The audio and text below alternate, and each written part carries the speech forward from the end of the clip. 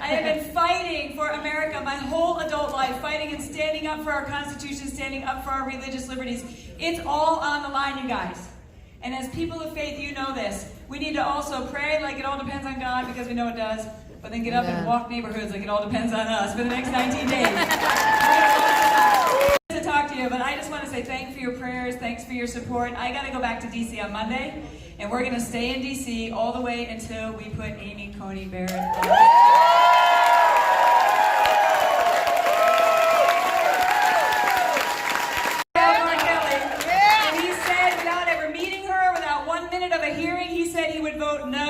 Judge Amy Coney Barrett.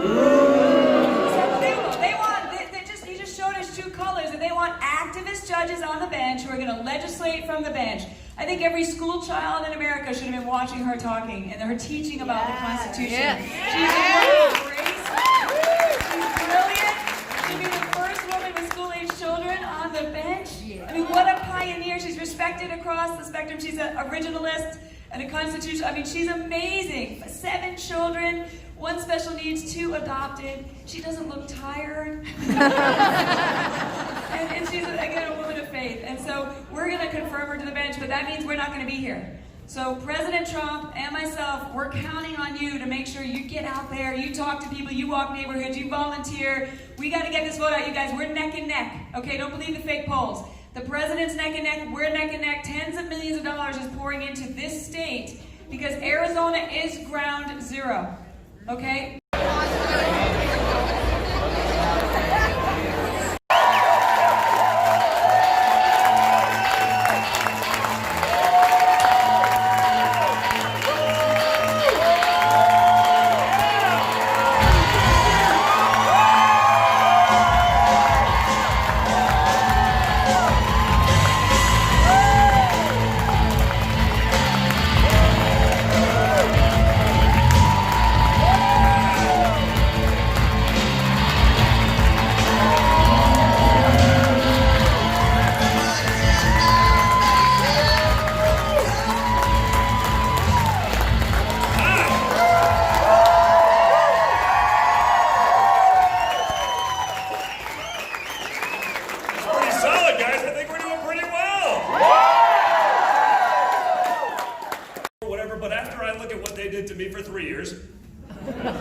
Trying to put me in jail for treason.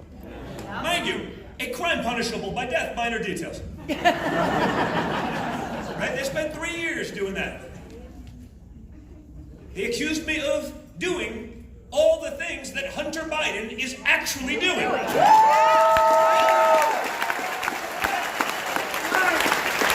take that as a personal, and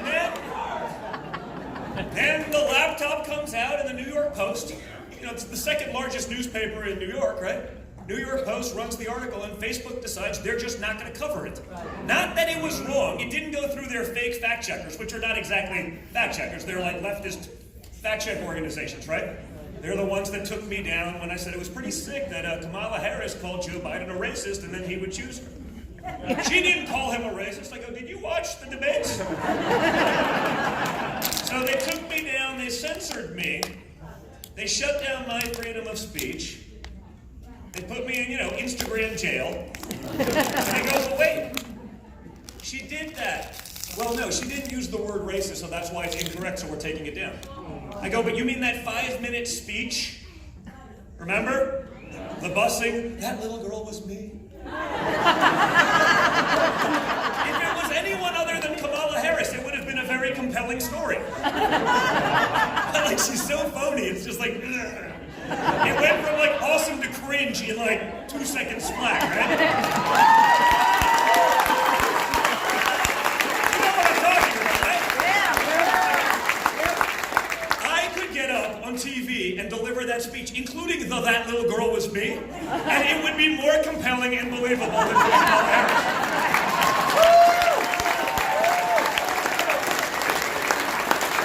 But she gave that speech and she talked about Joe Biden's policies on busing. And she talked about quotes like, "I don't want my kids going to school in a racial jungle." And she talked about him palling around with every segregationist to ever walk the halls of Congress. Everything. It was like 5 minutes. Anyone with a brain knew exactly what she was saying. Notice how that only seems to go one way. Right? I mean, if you're pro-life, if you're pro-religion, if you're pro-Second Amendment, you see what they do? You see what they do to you? They shut down your account, they censor you, your analytics go through the floor, they deplatform the people who build strong platforms. Just like, again, when the text messages come out and the emails come out about Hunter Biden taking money from corrupt oligarchs, and now it's, H is going to hold 10 and keep another 10 for the big guy. Who do you think H and the big guy are on an email with 3 people? No, seriously, I'd like to know. Like I said, if I did that, I'd be dialing in. I'd say, Don, can I use your phone? I'm going to dial in from Rikers Island. I'll feed quarters into the payphone from prison. Maybe you can put me on speakerphone. They won't play Despacito. We won't do that.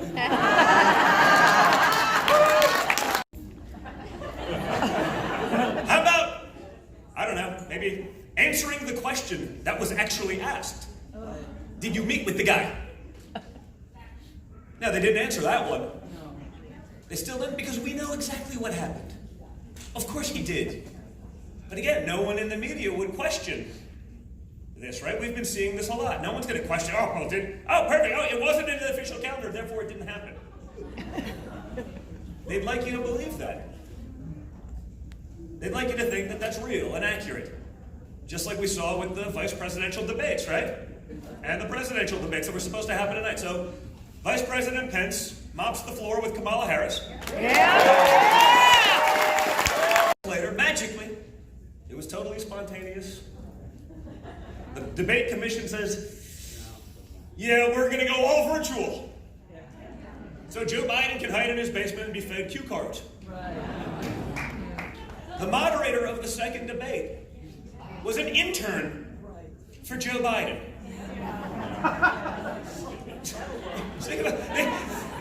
The unbiased presidential debate commission, right? They say it's a bipartisan group. It's made up of Democrats and never-Trumpers.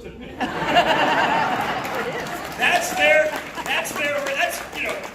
bipartisan. Not the other 96% of Republicans that are all in favor of Donald Trump and his results. No. Never-Trumpers and Democrats. Given what we saw in 2016 when Donna Brazile gave Hillary the questions prior to the debates, are we to believe that Joe Biden's former intern wouldn't do that and that he wouldn't be on a teleprompter from his basement in Delaware? Right. So this starts causing a little bit of a stir and people are questioning. Then Steve Scully, the moderator in question, C-SPAN, he thinks he's sending a DM, right? Slipping into someone's DM, right?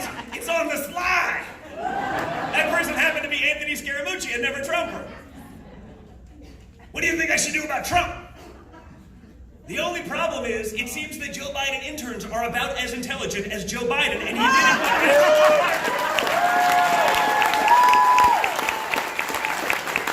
didn't. He just put it out there. So now people are being like, oh man, it's sort of out there now. Like, this thing is set up from the get-go, and always has been. We all know that, but now it's like even hard to hide from it. So they do what all brilliant people do and say, I was hacked. No. Hey, if he was hacked, it could be the Russians. No, it's not funny. I've been hearing about the Russians for 4 years. I've yet to see anything that they did, that was credible, but I've been hearing about it for 4 years. I had to testify for 30 hours before the House and Senate about this. So this could be Russia's attempt to interfere with the election. I mean, he is the moderator of the second debate, right? So I got on Twitter. I was having a little bit of fun. I apologized. I can't help myself. The genes run deep. I got a troll.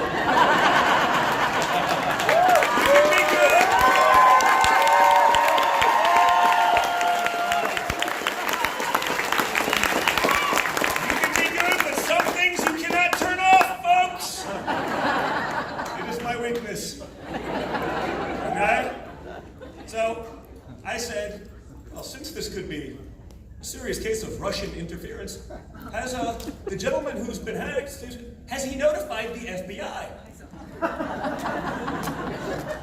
They weren't expecting that.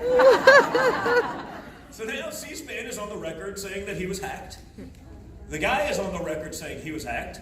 The unbiased Presidential Debate Commission is saying, oh, it was just a hack, it's not a big deal. But there was no police report filed. That's strange. You would think that, if you were hacked, you'd want to get to the bottom of this. You'd want to find the perpetrators, unless, of course, you're lying. And now today, a week later, the truth comes out. He admitted to lying about it. He wasn't hacked. And guess what? He was hacked in 2012, he claimed, when he said something stupid then, in 2013 again. So, this was sort of a trend. This was why I was willing to be like, I'm just going to go out on a limb here. Like, it's easy to go out on a limb when you know the answer, guys. Again, just another example. From the wealthiest woman in Russia, a known Putin associate, to Hunter Biden. For what? Crack. Hey, babe, it's a lot of crack. Not that I know. Just a full disclaimer. If I did, I didn't inhale for sure. But no, it's not. It was for peddling influence, guys. They just don't write that on the bottom of the memo in the check. Joe Biden gets to get on the debate and say, no, that's been debunked. No, it's not. I'll show you the wire at the U.S. Treasury. Think about that. A known Putin associate. Money. More importantly, money tied to human trafficking and prostitution rings in Eastern Europe and Russia. No, it's pretty sick, right? That's a serious problem in this world. Crickets. Not a peep. Imagine for 1 second. Let's just say our names were reversed. Imagine Donald Trump Jr. was taking $3.5 million from a Putin associate, money tied to human trafficking and prostitution rings all over the Eastern Europe and Russia. You think that would make the news? Yeah. I think so. I have a feeling we probably wouldn't hear about anything else, perhaps ever again. Yeah, it would. It'd be a big deal, and it should be a big deal. Right? They were looking for compromising information for years. Now you got that in Ukraine. You got the stuff from China now. That doesn't include the $1.5 billion he took with a B from the Chinese government. Just so we understand, in a fund, you get a 2% management fee is typical, right? And 20% of the profits. 2% of $1.5 billion is $30 million a year to Hunter Biden from the Chinese government. I have a feeling that if I took $1.5 from the Chinese government, it would be a serious problem. But it's not. Enough Californians coming to Arizona. Let's not California, Arizona just yet. Okay?